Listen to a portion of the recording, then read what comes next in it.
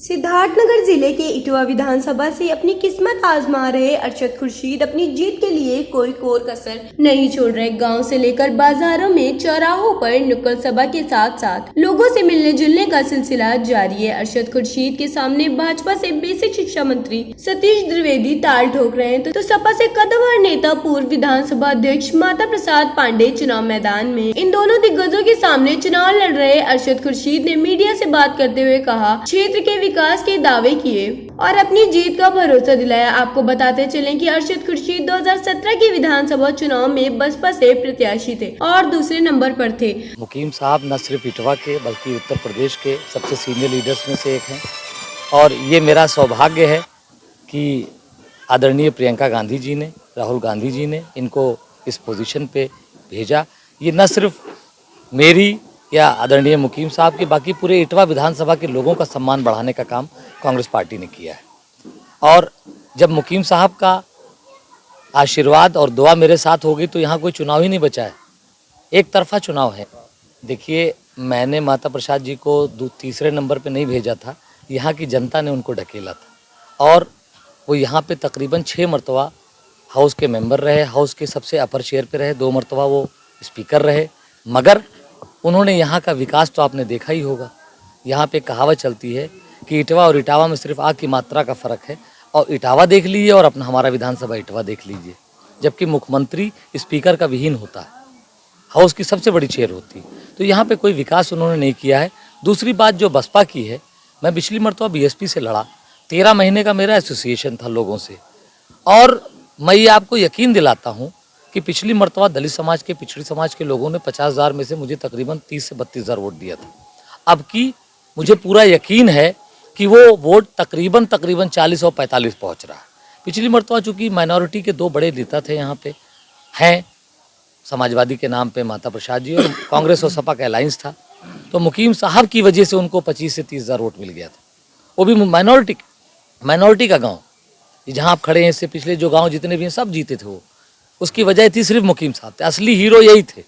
और जब असली हीरो इधर आ गए तो अब मैं तो इनका छोटा हूँ, मैं तो अब मुझे इतना अच्छा लग रहा है। अभी पिछला चुनाव में लड़ा तो मुझे लगता था कि जैसे मैं अकेले लड़ रहा हूँ, मेरे ऊपर कोई, अगर मैं कुछ गलत कह जाता था तो मुझे रोकने वाले नहीं थे।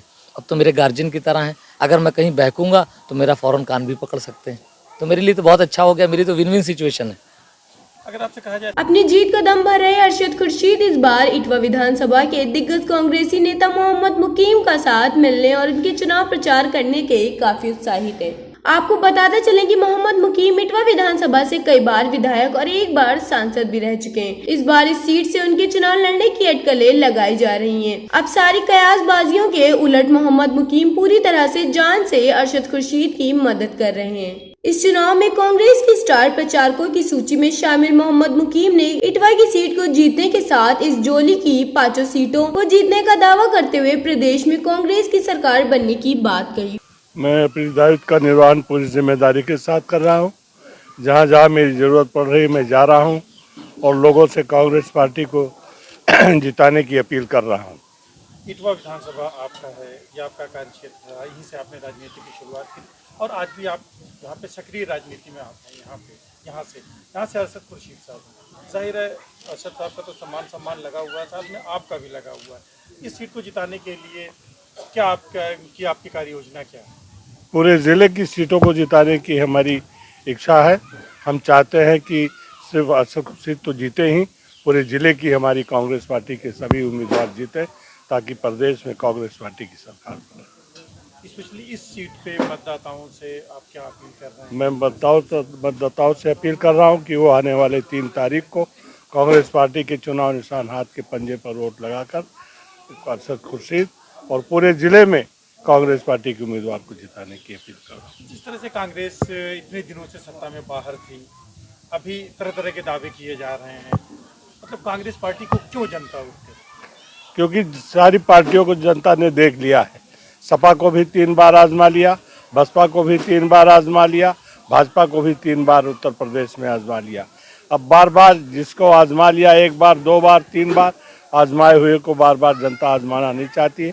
अब नए सिरे से फिर से उसी कांग्रेस पार्टी की तरफ जनता निगाह लगाए हुए है। कि कांग्रेस पार्टी जब तक इस देश और प्रदेश में हुकूमत में नहीं आएगी तब तक इस देश और प्रदेश का कल्याण होने वाला नहीं है, तब तक इस देश का भाग्य सुधरने वाला नहीं है, तब तक इस देश का विकास होने वाला नहीं है।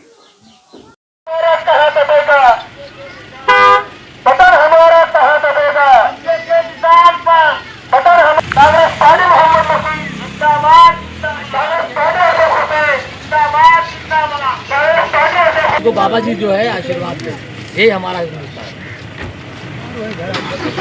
परेशान ना हो, हम बने ईश्वर बहुत बहुत ऐसे आशीर्वाद दे दो माता रे। फिलहाल इस खबर में बस इतना ही। पूरे देश में और कोई पार्टी आज तक किसानों का कर्ज माफ नहीं कर पाई। इसलिए मैं आपसे निवेदन करने आया हूँ, आपसे अपील करने आया हूँ।